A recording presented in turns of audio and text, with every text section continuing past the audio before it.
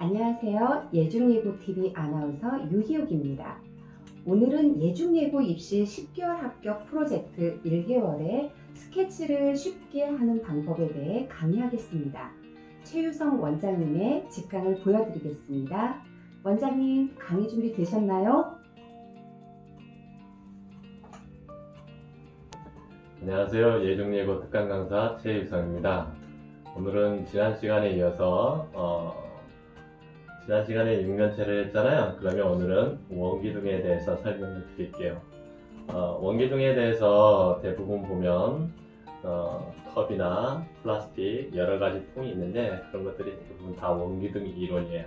그래서 그 원기둥 이론을 가지고 오늘 스케치를 30분 안에 빨리 하는 방법을 제가 말씀을 드릴게요. 지난번에 구성주의 인지적 도제 학습을 가지고 6년체를 30분 안에 하는 훈련을 했잖아요. 그래도 그것도 똑같이 동일하게 오늘도 구성주의 인지적 도제 학습을 원기둥에 적용을 해서 한번 해보겠습니다. 그래서 첫 번째 구성주의 인지적 도제 학습엔 첫 번째 모델링, 코칭, 스캐폴딩, 그 다음에 명료화, 그 다음에 반성적 사고 지난번에 말씀을 드렸잖아요. 자, 그럼 모델링 단계에서 무엇을 해야 되냐면 선생님과 아이가 같이 정물을 6개를 넣고 같이 가위질을 하는 거예요. 그러면 거기서 아이들이 정물에 대한 뇌의 인식이 된다는 겁니다. 그러면 스케치를 할 때 훨씬 빨리 도움이 된다는 거죠. 그래서 먼저 가위질을 하고 나서 정물을 스케치를 다시 하는 건데 선생님이 스케치를 할 때 이제 코칭을 하시면 됩니다. 코칭을 할 때 선생님이 시범도 조금씩 들어가면 더 좋아요. 왜냐하면 아이들이 막연할 수 있기 때문에. 자, 그래서 첫 번째 모델링을 보여주고 그 다음에 코칭, 스캐폴딩 세 번째는 이제 선생님이 점점점 손을 떼서 아이들이 스케치를 스스로 할 수 있게 해주는 거예요. 그 다음에 명료화 단계는 자 이제 오늘 원기둥에 대해서 정물을 이제 어느 정도 그렸으면 내가 처음에 좀 못 그렸을 때와 이제 조금 잘 그렸을 때 선생님의 코칭을 받았을 때 어떠한 차이가 있는가 이제 뇌에서 명료화를 시키는 거죠. 그 다음에 반성적 사고는 오늘 원기둥 이론을 배웠으니까 이 정물들을 원기둥과 관계된 모든 정물들을 이제 적용을 할 수 있는 시간을 가지면 됩니다. 자, 그러면 오늘 지금 제가 가위질 영상을 올려드렸는데 가위질을 하고 나서 이제 스케치에 들어가야 되는데 그 스케치가 들어갈 때 자, 지난번에는 그냥 스케치만 했잖아요. 그럼 오늘은 스케치하고 하나를 더 제가 말씀을 드릴게요. 왜냐하면 외곽 스케치가 끝난 다음에 가장 어두운 부분을 잡는 이야기를 좀 드리겠습니다. 자, 그러면 먼저 스케치가 들어가기 전에 제가 기준점을 잡는 영상을 제가 설명을 좀 드릴게요. 자, 그러면 원기둥과 그리고 원기둥의 응용인 원뿔이 있습니다. 그러면 여기에 보면 두 개가 있는데 첫 번째 원기둥에서 기준점은 어두운 부분에서 어떻게 잡아야 되는지 제가 설명을 드릴게요. 빛은 옆에서 오면 직광이고 앞에서 오면 정광이라 그래요. 그러면 가장 좋은 빛은 이렇게 45도 이쪽이나 무슨 빛을 반측광이라고 하는데 그 반측광일 때 황금 비율 이론이 적용이 됩니다. 그러면 반측광일 때 밝은 부분이 1.618이고 어두운 부분이 1입니다. 그러면 크게 밝은 부분과 어두운 부분이 구분이 되겠죠? 그럼 어두운 부분 내에서도 다시 이쪽 부분이 1이고 이쪽 부분이 1.618에서 가장 어두운 부분 기준점을 잡는 거예요. 그러면 기준점만 잡으면 양쪽으로 그라데이션을 시켜서 입체로 만들면 돼요. 자, 그러면 원기둥에 있는데 위에 부분은 지금 원기둥을 제가 쭉 그리다가 밑에 부분에 원기둥이 볼록볼록해요. 볼록볼록하면 어떻게 될까요? 기준점도 쭉 내려오다가 볼록볼록해집니다.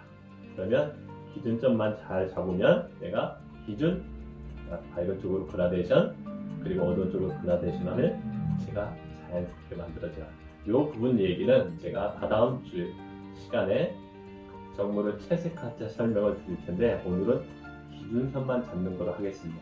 자, 그 다음에 옆에 있는 이제 원뿔도 마찬가지인데 원뿔도 똑같이 원기둥에 응용해요. 왜냐면 원기둥에서 점을 찍고 깎아버리면 원뿔이 돼요. 그럼 똑같이 원기둥 이론이라고 생각하면 됩니다. 그러면 원기둥과 원뿔은 같은 맥락이다 생각하시고 이론은 똑같습니다.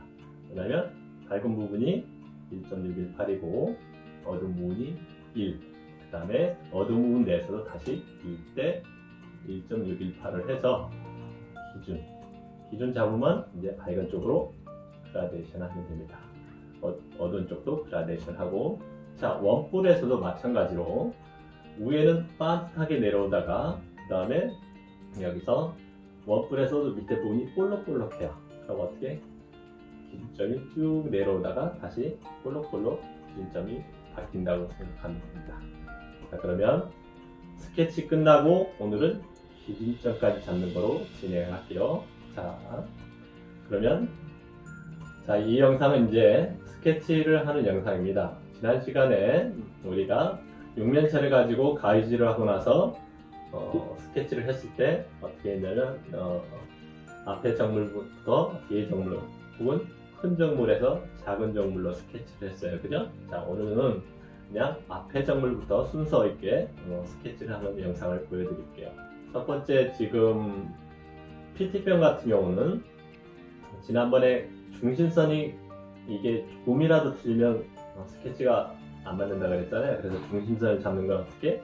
스케치북을 이렇게 말아서 중심선을 잡아주고 그 다음에 양쪽에 대칭선을 잡아준 다음에 그 다음에 다시 스케치북을 말아서 쫙 그려서 PT병의 중앙선을 기준으로 해서 양쪽에 같은 대칭선을 해준 다음에 위에서부터 쫙 묘사를 해 내려오면 됩니다. 자, 그 다음에 앞에 TOP 같은 경우도 가운데 스케치북을 이렇게 말아서 먼저 중심선을 만들어주고 양쪽에 같은 대칭선을 해준 다음에 다시 스케치북을 이렇게 말아서 짠 해서 양쪽에 대칭선을 만들어주는 거예요. 그러면 이것도 위에서부터 쫙 스케치를 해서 내려오면 크게 무리가 없이 자연스럽게 묘사가 됩니다. 자, 그 다음에 TOP를 그렸으니까 이제 뒤에 종이컵은 약간 기울어졌잖아요. 기울어졌으면 대각선으로 약간 중앙선을 잡아주고 똑같이 대칭선을 잡아준 상태에서 양쪽에 대칭선을 잡아주고 앞에서 타원을 만들어준 상태에서 그 다음에 뒤에까지 묘사를 해주면 됩니다. 컵 같은 경우는 앞에 부분 얇은 이 1mm 정도의 라인이 굉장히 중요한데 그 부분은 천천히 묘사하시면 됩니다. 그 다음에 앞에 붓 같은 경우는 좀 길잖아요. 그러면 대칭선을 길게 잡아서 중앙선을 잡아놓고 똑같이 양쪽에 대칭선을 잡아서 쭉 그려 나오면 크게 무리가 없습니다. 그리고 붓 같은 경우는 약간 이제 좀 얇기 때문에 천천히 그려 나오면 되는데 너무 급하게 그리면 자꾸 삐뚤삐뚤해지니까 그렇습니다. 자, 그러면 뒤에 나무로 된 바구니인데요. 그 바구니도 약간 대각으로 중심선을 해주고 그 다음에 양쪽 똑같이 대칭선을 해준 다음에 그 다음에 거주고 앞에부터 큰 타원을 그려준 상태에서 뒤로 갈수록 점점 묘사를 해주면 됩니다. 자, 그러면 여기서부터 나무 바구니의 결들을 하나씩 묘사를 해주고 어느 정도 스케치가 바구니는 끝난다고 생각하시면 되고, 자, 그 다음에 뒤에 플라스틱 통 같은 경우도 중앙선을 그려주고 나서 양쪽에 대칭선, 그 다음에 위에 이렇게 타원을 그려주고 그 다음에 밑으로 쫙 묘사를 해내려면 정상적인 이제 스케치가 된다고 생각하면 됩니다. 자, 그러면 앞에 정물부터 뒤에 정물까지 다 이제 스케치가 끝났어요. 그럼 어떻게 하냐면 이제 기준점을 잡아놔야 돼요. 네, 그러면 앞에 PT부터 이 스케치 전에 영상에서 잠깐 보여드렸죠. 왜냐면 원기둥에서 쭉 내려오는데 기준점은 밝은 부분이 1.618이고 어두운 부분이 1이다. 그리고 나서 어두운 부분에서 다시 1대 1.618을 해서 기준점을 잡는데 기준점은 쫙 내려오면서 볼록볼록한 부분에서 볼록볼록 변한다. 이렇게 생각하면 되죠. 그죠? 그 다음에 옆에 TOP 같은 경우는 거의 옆에는 일직선이에요. 근데 위에 부분, 이 부분만 약간 구불하죠. 그러면 위에 부분만 기준을 잡아서 쫙 내려오면 되는데, 똑같이 밝은 부분이 1.618이고 어두운 부분이 1. 그럼 어두운 부분에서도 다시 1대 1.618로 해주시면 돼요. 그래서 기준점 잡고, 자, 종이컵 같은 경우는 옆으로 누워졌어요. 이거는 세워진 게 아니기 때문에 옆으로 누워진 물체들은 대부분 위에서 빛이 때린다고 생각하면 됩니다. 그러면 거의 누워진 물체들은 위에 부분이 1.618일 때 밑에 부분이 1입니다. 그러면 어두운 부분 1에서 다시 1대 1.618을 해주셔서 기준을 이렇게 잡으면 됩니다. 북 같은 경우도 빛이 위에서 때린다고 생각을 해서 위에 부분이 1대 1.618일 때 밑에 1 이렇게 생각하면 돼요. 똑같겠죠. 자, 뒤에 바구니도 마찬가지겠죠. 나온 바구니도 누워 있으니까 위에 부분이 1.618일 때 1, 그리고 나서 어두운 부분에서 다시 1대 1.618 잡아서 기준 잡으면 됩니다. 이 기준점은 오늘은 대부분 다다음 시간에 제가 명암을 설명을 드릴 때 가장 어두운 부분에 속합니다. 그것만 알고 넘어가실게요. 자, 여기 이제 플라스틱 통도 마찬가지로 밝은 부분이 1.618이고 어두운 부분 1, 여기에서 다시 1대 1.618 잡아서 기준 잡아서 이제 돌아가는 기준점이라고 생각하면 됩니다.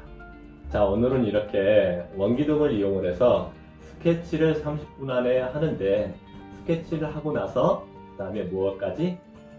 기준점까지 잡는 것을 말씀을 드렸어요. 그러면 스케치가 끝나고 기준점을 잡으면 바로 입체로 돌릴 수 있는 시간이 되기 때문에 이 기준점은 굉장히 중요하다고 생각할 수 있습니다. 자, 그러면 원기둥 응용 정물을 30분 안에 6개를 하면서 동시에 기준점까지 잡는 이야기를 드렸습니다.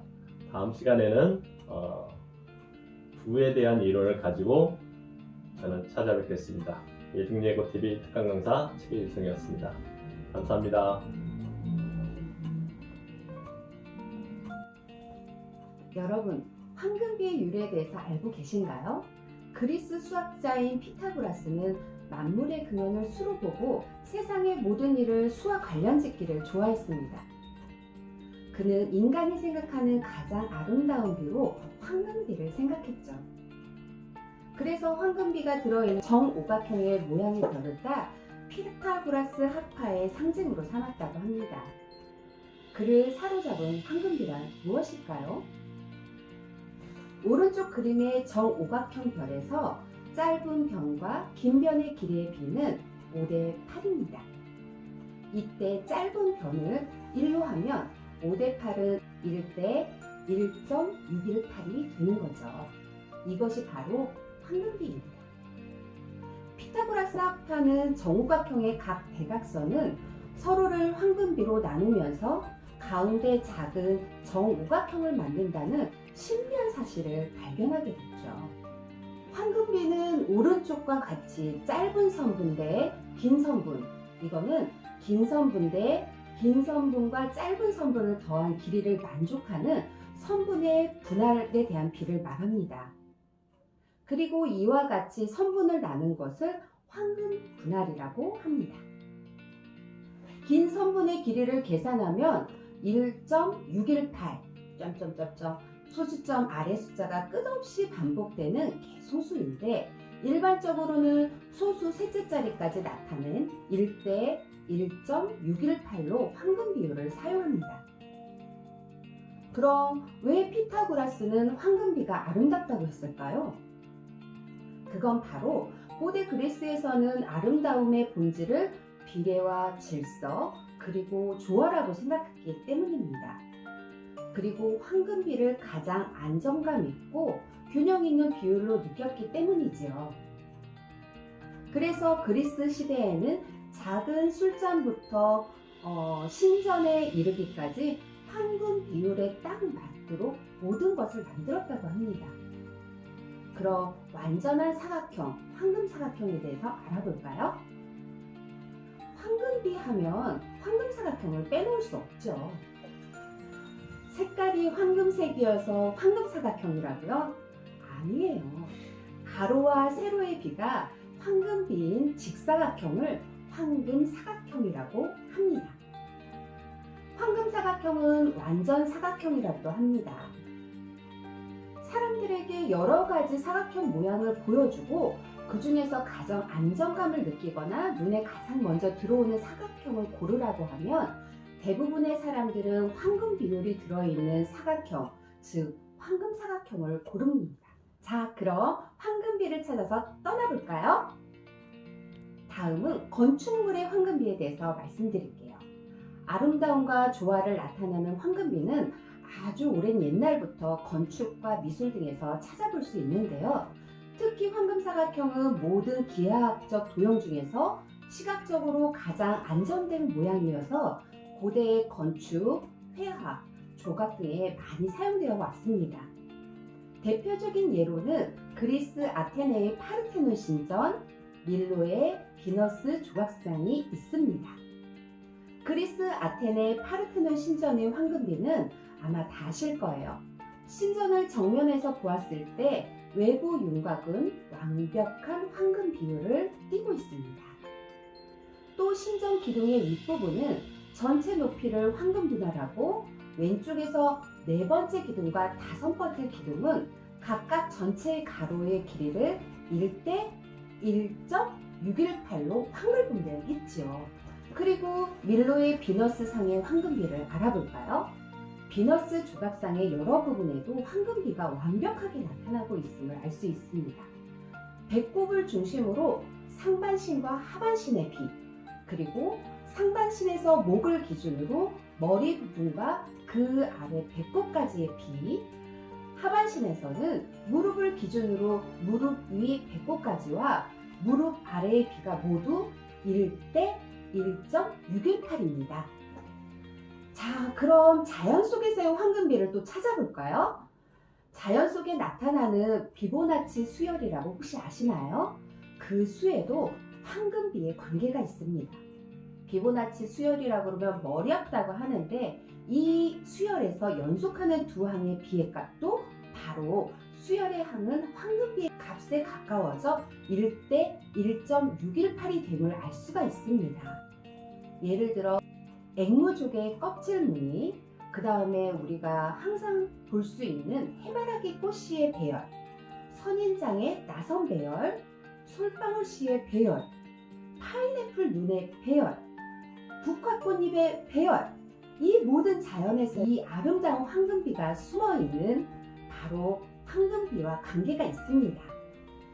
그리고 또 자연에서뿐만이 아니고 생활 속에서도 황금비율을 찾을 수 있어요. 여러분이 많이 갖고 다니시는 신용카드라던가 명함, 엽서의 비율, 이 모두 신용카드의 그 가로 세로의 길이를 재어보면 각각 8.56cm와 5.398cm로 가로는 약 1대 1.586임을 알 수가 있고 이 비는 황금비에 가까움을 알 수가 있습니다.